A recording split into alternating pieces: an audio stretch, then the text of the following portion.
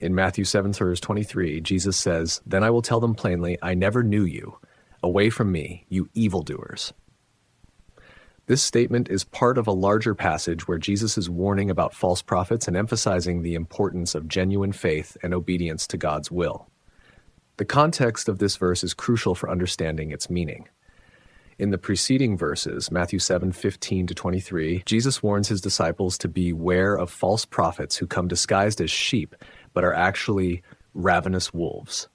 These false prophets may perform miracles and claim to speak in the name of Jesus, but their actions and teachings are not aligned with God's will. In verse 21, Jesus says, "Not everyone who says to me, 'Lord, Lord,' will enter the kingdom of heaven, but only the one who does the will of my Father who is in heaven."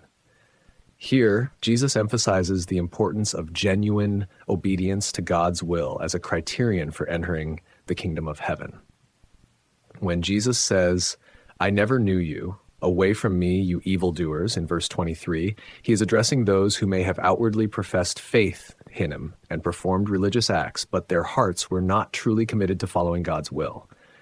Their actions were characterized by lawlessness or disobedience to God's commands, despite their outward appearances of piety.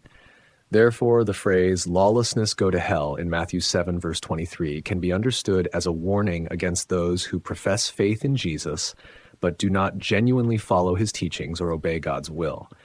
It emphasizes the importance of authentic faith, righteous living, and obedience to God's commands as essential components of true discipleship.